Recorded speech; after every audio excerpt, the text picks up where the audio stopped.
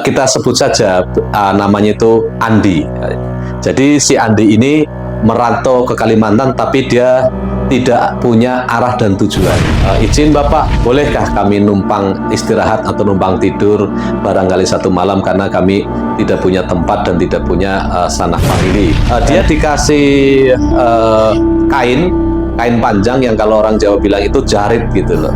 Itu kain panjang itu untuk menutupi tubuhnya atau sebagai selimut gitu. Namun selimut itu dari bawah kaki sambil baring itu ditarik ke atas, nanti ditarik lagi ke bawah. Menanyakan, "Pak, permisi, oh ya Mas Andi, gimana tidurnya?"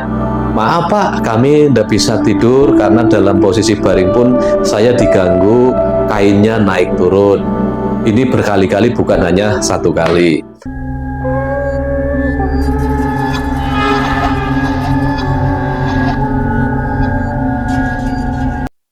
Selamat datang di Simis episode 2.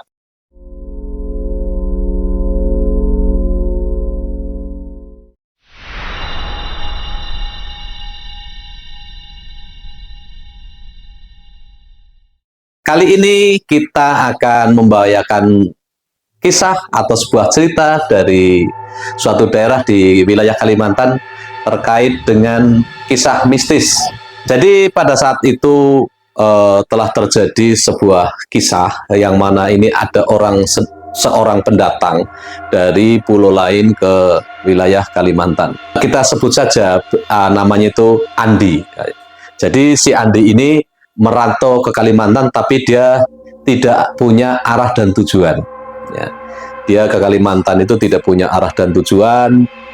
Setelah dia terdaftar di Pulau Kalimantan, dia itu karena tidak punya saudara, tidak punya keluarga, dia itu berjalan kemari, ke sana kemari untuk mencari pekerjaan atau mencari teman. Namun pada akhirnya si Andi ini tidak mendapatkan apa yang dia harapkan.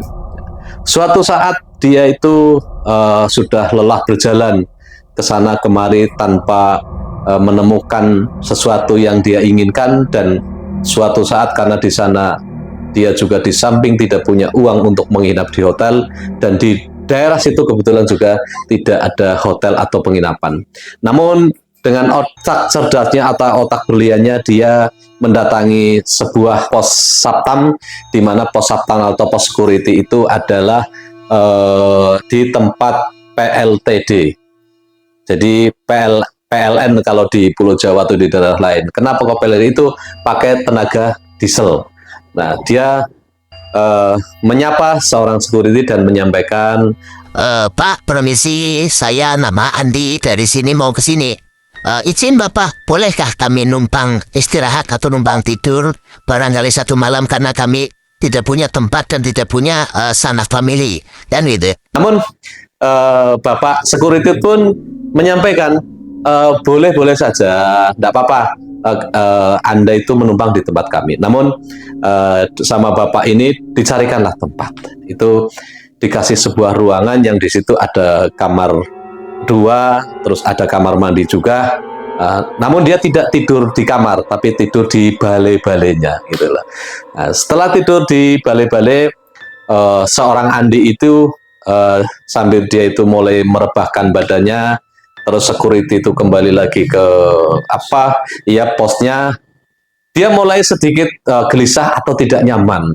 Jadi sudah mulai tidak nyaman, kok rasanya lain gitu loh. Kok ini perasaannya kok jadi bulu kuduk keluar gitu loh. Ada apa? Nah, ternyata itu dia dikasih kain panjang yang kalau orang Jawa bilang itu jarit gitu loh. Itu kain panjang itu untuk menutupi tubuhnya atau sebagai selimut gitu. Namun selimut itu dari bawah kaki sambil baring itu ditarik ke atas, nanti ditarik lagi ke bawah, ditarik lagi ke atas, ditarik lagi ke bawah, sehingga dia bertanya, ini siapa yang main-main, tidak dikasih tali, kok si kain ini bisa naik turun gitu loh, atas bawah. Lah ini kan mulai merinding juga dia, makin kencang dia merindingnya. Ya mau tidak mau dia di tempat baru, yang dia tidak tahu itu sebenarnya tempat apa, namun terjadi demikian. Nah, setelah itu lama berjalan, bukan dia bisa tidur, tapi malah dia duduk. Nah, setelah duduk, di depan itu kan ada korden. Nah, korden ini pun sama, buka, nutup, itu sampai beberapa kali. Sehingga Pak, dia tambah merinding. Ini sebenarnya apa? Kalau saya tidak tidur di sini, mau tidur di mana? Saya tidak punya saudara, tidak punya apa. Jadi otak kanan dengan otak kiri, pemikirannya itu bertempur ini, bertempur, sampai berpikir bagaimana saya harus tidur di mana, istirahat di mana. Nah ini seorang Andi ini makin waktu makin kacau ini pemikirannya. Aku ini harus kemana dan ngomong dengan siapa? Kalau saya lanjutkan tidur, apa nanti tidak masalah? Lah ini membuat dia itu semakin kacau dan pada akhirnya dia galau. Gitu. Tapi harus ngomong ke siapa?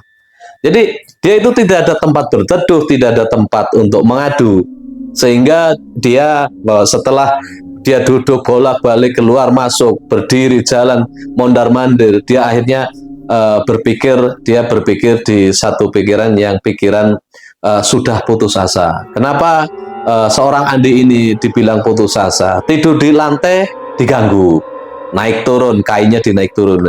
Dia duduk dan berdiri, korden pun berjalan kanan kiri, buka nutup. Jadi ini kejadian ini bukan sekali dua kali, tapi selama beberapa waktu di situ, beberapa jam di situ, dia itu tetap mengalami peristiwa itu. Namun setelah dicek itu tidak ada entah itu tali, entah itu orang yang menarik tadi, sehingga dia penasaran bahwa oh mungkin inilah yang dikatakan mistis ini. Oh mungkin ini pekerjaan makhluk di luar sana, makhluk di alam lain. Makanya dia berpikir juga bagaimana saya harus bisa istirahat dengan nyaman. Ini saya sudah capek gitu loh. Nah, sampai pada 1:30 malam, dia akhirnya memberanikan diri, memutuskan untuk keluar ketemu dengan Pak Saptam atau Pak Security, menanyakan, Pak, permisi. Oh ya, Mas Andi, gimana tidurnya? Maaf Pak, kami tidak bisa tidur karena dalam posisi baring pun saya diganggu, kainnya naik turun. Ini berkali-kali, bukan hanya satu kali. Begitu juga saya saat berdiri dan duduk dan kita berjalan, itu pun sama, diganggu juga, kordennya itu buka, nutup. Akhirnya si security itu tersenyum. Mas, sebenarnya saya mau menyampaikan dari awal, tapi takut nanti sampean dipikir saya tidak mengizinkan sampean untuk numpang istirahat di sini. Tapi karena sampean sudah tahu sendiri, perlu saya sampaikan, memang di ruangan itu selalu terjadi seperti itu dengan siapapun. Jadi sekali lagi saya Mas Andi, saya minta maaf, saya tidak punya tempat yang bisa buat istirahat sampai nyenyak. Jadi monggo mau tidur dilanjutkan di situ, sampean sudah tahu kondisinya seperti itu. Tapi kalau sampean tidak mampu, mau di pos ronda pun di sini tidak apa-apa. Cuma tidak ada yang buat tempat tidur. Nah, akhirnya seorang Andi itu memberanikan diri. Pak, sini kalau makam itu jauh enggak dari makam? Makam itu arahnya kemana? Oh, kok kamu cari makam gitu loh. Kenapa kamu cari makam? Jawab si Andi gini.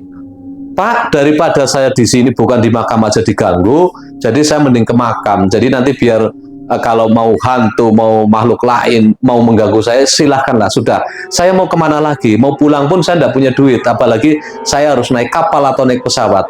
Jadi saya minta izin Pak, saya mau ke makam saja atau ke kuburan. Oh iya boleh, itu di ujung sana itu kan ada lampu, itu pas ada tikungan, itu ada masjid, disitulah makam. Kalau Mas Andi mau ke situ silahkan, itu makam kerajaan. Itu di situ makam kerajaan. Akhirnya Mas Andi ini pamitan. Oh ya Pak, terima kasih sudah dikasih waktu, dikasih tempat seperti ini. Saya tak pamit dulu, barangkali saya ada salah, saya juga minta maaf Pak gitu. Oh iya ya, enggak apa-apa, udah gitu. Akhirnya seorang Andi ini pun mulai berjalan, walaupun dia sempoyongan, sudah campur ngantuk, capek, dan pikirannya kacau, udah punya duit, mau kemana lagi. Ini akhirnya ke makam. Nah, setelah berjalan beberapa waktu gitu, sampailah dia itu di makam dan mencari pemakaman yang paling bersih. dia mencari makam, tempat makam yang paling bersih, barulah dia mulai berbaring. Berbaring itu mulai dari jam setengah 3, jam 3, setengah 3 lah dia itu mulai baring, dan pada akhirnya dia bisa tertidur. Namun dalam tidurnya dia masih punya kisah. Dia masih punya kisah, yang mana kisah itu sampai kami ceritakan ini itu juga masih dijalani. Jadi kisah itu walaupun dalam mimpi, tapi itu menjadi kenyataan. Jadi kisahnya itu setelah dia tidur, setelah jam 3 itu dia bermimpi ditemui seseorang yang orangnya tinggi besar, kulit putih, pakai jubah putih, terus jenggotnya juga putih. Dia menyampaikan, kamu di sini ngapain? Dia bilang gitu kalau bahasa anak gaulnya. Izin Bapak, saya numpang tidur di sini. Kalau saya tidur di sana itu diganggu makhluk yang tidak kelihatan. Oh, seperti itu. Terus kamu mau tidur di sini? Iya. Kamu kerja atau apa di sini di Kalimantan? Saya cari kerja belum dapat. Mau jualan apapun saya belum punya apa-apa, jadi saya hanya bawa badan. Oke, karena kamu sudah masuk wilayah sini dan kamu sudah silaturahmi di sini, ada 2 syarat kamu bisa tinggal di wilayah Kalimantan. Yang pertama, kamu itu harus punya usaha. Jadi entah itu kamu bekerja, entah itu kamu jualan, entah itu kamu berdagang, entah itu kamu berkebun, yang penting kamu punya usaha, itu yang pertama. Yang kedua, manakala kamu sakit, kamu cukup mandi. Itu ndak siang, ndak malam, kamu cukup mandi, bertelanjang dada, hanya pakai celana. Entah itu celana dalam, entah itu celana apa, yang penting kamu pakai celana sehingga barangmu tidak kelihatan, kan gitu. Nah, namun ini menjadi catatan kamu. Kalau kamu itu mau betah di Kalimantan, satu, kamu punya usaha, dan kalau kamu punya sakit, kamu harus mandi. Setelah mandi itu wudhu. Nah, wudhu, kamu baca doa. Jadi nanti kamu itu tidak merasakan sakit lagi. Sakit itu akan sembuh. Ya. Jadi kisah ini kamu harus pahami bahwa ini sebuah cerita, tapi yang bisa dijadikan pedoman di saat kamu nanti ke depan tinggal di wilayah Kalimantan. Tapi tidak ada kalah pentingnya, ada satu lagi, kamu harus bersikap baik, bersikap positif dengan siapapun, tidak harus melakukan perbuatan-perbuatan tercela atau perbuatan tidak baik. Itu pesan yang ketiga. Jadi ada 2 pesan tadi, petua tadi, dan ada 1 pesan yang harus bersikap baik. Nah, setelah itu menjelang jam 4 kurang itu akhirnya dia itu terbangun.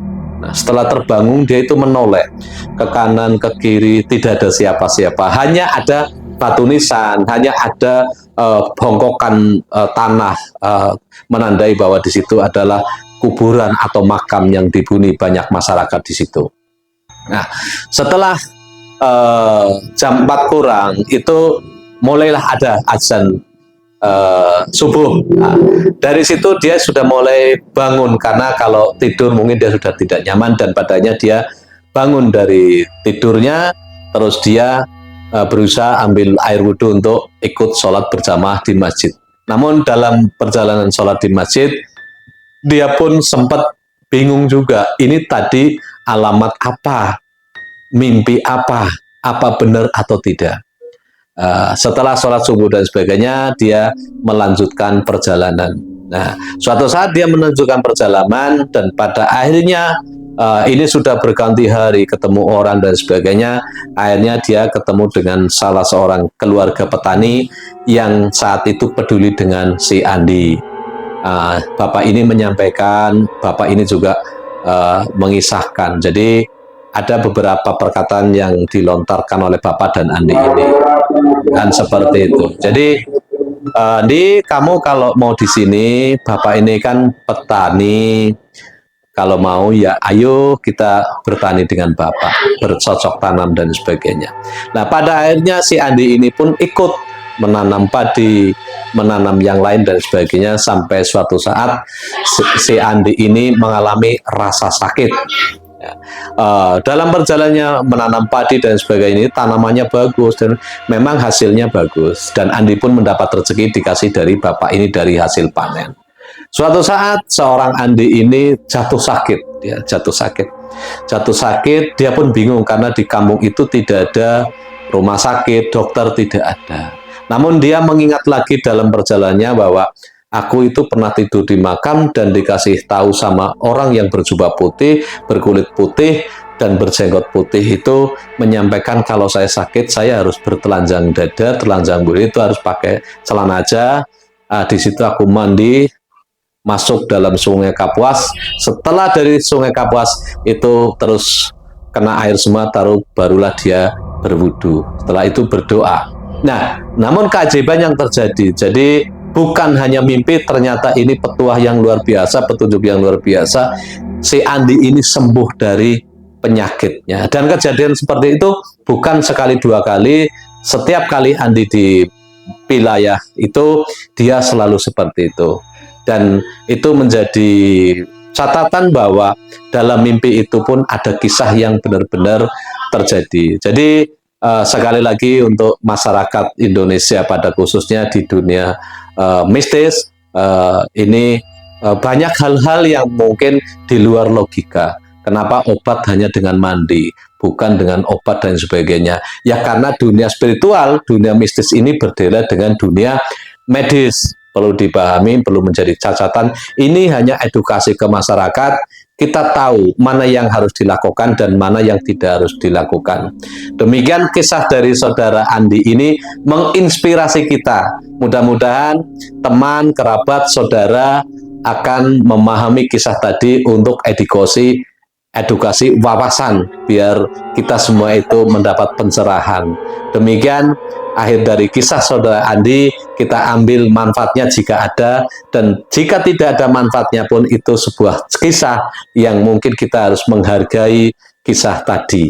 Namun barangkali ada teman-teman di luar sana yang mempunyai kisah yang mistis, mungkin tidak sama tapi kisahnya mistis, bisa juga dikirimkan ke kami melalui email atau melalui apa, nanti bisa kami kisahkan di dalam si paling mistis.